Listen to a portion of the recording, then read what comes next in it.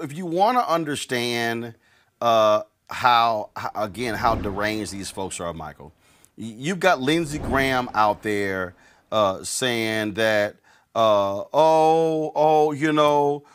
going to stand with Trump and we're going to have hearings on the illegal voting. I mean, it's just absolutely ludicrous what you're seeing from these people. But this is also why, Michael, where I keep saying, I don't want to hear no bullshit about how we need to reach out to them. How we need to understand the other 70 million who voted for Trump. No. These are people who willingly voted for a racist, who had no problem overlooking everything. These are people who don't care. These are people who will say and do anything. This is why I keep saying to Democrats, when you get power, you wield it. These folks have no integrity, no credibility, no dignity. Wasn't that long ago. In fact, just last year, Donna Brazile was a dutiful soldier for the Democratic Party. In fact, she ran it. Now, a year after that party's election defeat, she is sticking a knife in Hillary Clinton. In a piece in Politico today, taken from her forthcoming book, Brazile describes how Clinton engineered a, quote, secret takeover of the Democratic National Committee. Brazile says Clinton's campaign was effectively funded by the DNC, even though it was supposed to preside neutrally, the DNC was, over the Democratic primary race. As a lifelong Democrat, how does it make you feel that your party, according to Donna Brazile, rigged a primary election? I mean, it made me feel the same way that I did when I initially joined the campaign. Like you and I have talked before previously, I went to the independent side because I joined the Bernie Sanders campaign, not because I'm a socialist, because I'm not. I joined him because I wanted someone to speak up against the establishment. So it feels the same way that it did in 2008 and 2010 and 2012. And now this is just, we have the evidence to finally show what we've been talking about this entire time. I can't say what it would have been, whether he would have won the nomination or won the presidency. What I do know is that he did not receive a fair shot, just like the people who ran on the state level didn't receive a fair shot, that all the money was pulled to the Hillary Clinton campaign, in addition to the President Obama campaign. Donna Brazile was very clear. And we have to ask ourselves, why would Donna Brazile, a 30-year veteran in the game, turn on her establishment friends? I'm looking to see more that's going to come out of this scandal. We learned today from former Democratic National Committee Chairwoman Donna Brazile that the Clinton campaign, in her view, did rig the presidential nominating process by entering into an agreement to control day-to-day operations at the DNC. The Clinton campaign controlling the party's staffing, strategy, finances, communications, and that agreement was entered into in August 2015, a year before she defeated Senator Bernie Sanders. This must shock you. Supporters that he's going to succeed. Very quickly, Senator, do you agree with the notion that it was rigged? Yes. Reporting last week about the agreement the DNC had with the Clinton campaign, Senator Warren said it was proof the primary process was rigged. Donna Brazile, who was the source of this story, now says it wasn't rigged. Let me ask you, in your opinion, was it rigged?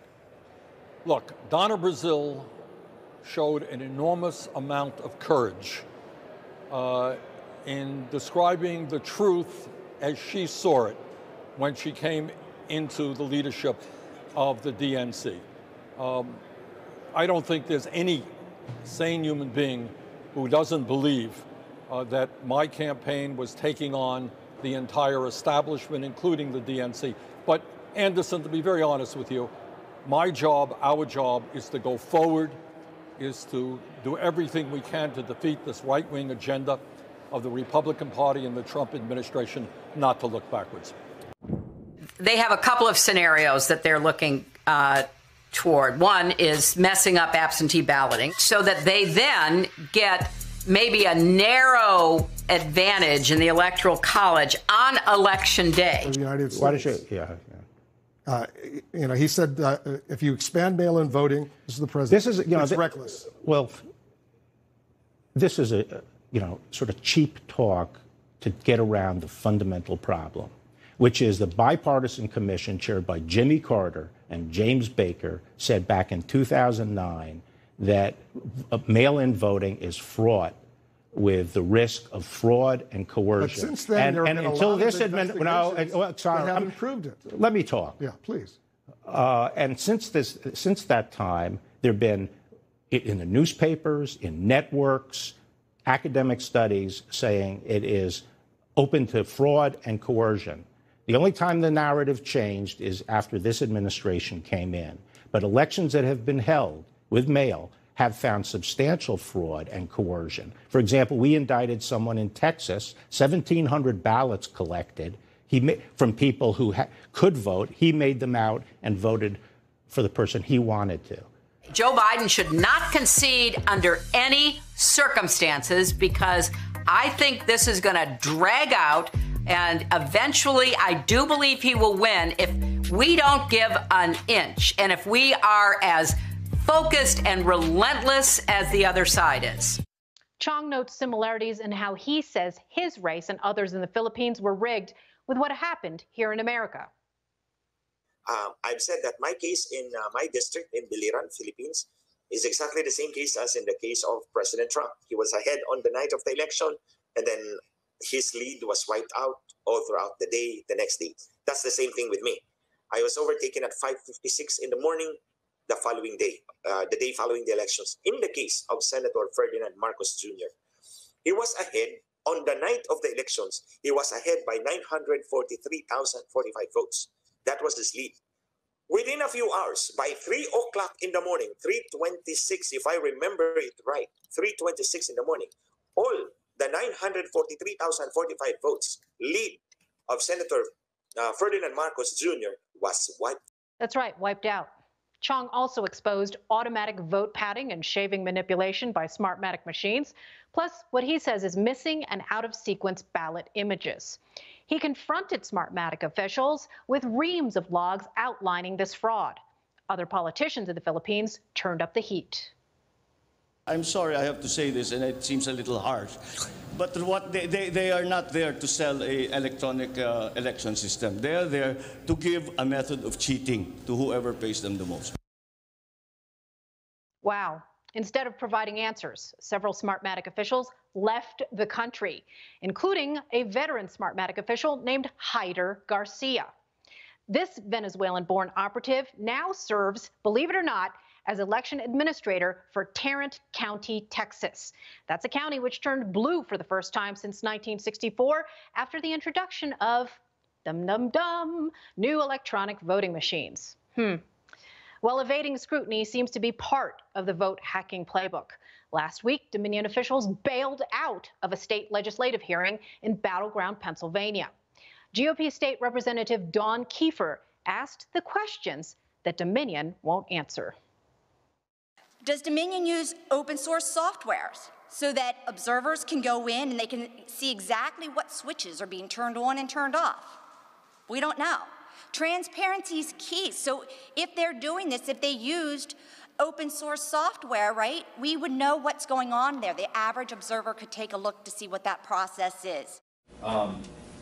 If you have multiple ICCs, ImageCast Centrals running, they all write the data to a network drop location, and you can have multiple adjudication stations for multiple teams to handle the outstack ballots. All right, this one, I can actually zoom in here a little bit. This is a typical voter intent issue where they didn't fill out the ovals completely, they just made little tick marks. It's what's called an ambiguous mark. And what we're saying is, we're not sure what the voter intent is, but we're going to allow the adjudicators to make that call based on any kind of state statutes. So right on the screen, I can go ahead and say, you know what, the voter meant to mark these. They wanted those votes to count for those candidates. I can do the back page. I'm not going to fill all of them in here. And then I hit complete.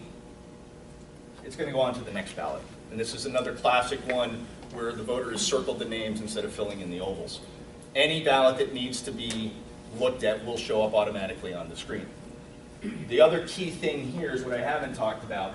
So obviously we take an image of every ballot that's cast, front and back, but we also have what's called the audit mark. That's part of the image, and it is a text record of how the scanner actually counted that ballot when it was scanned. So it shows here, and there's a variety of information that's included on that. It shows which tabulator it was scanned on, which batch it was created in, And for the ICC, because it's central, it actually gives you the number of the ballot within the stack.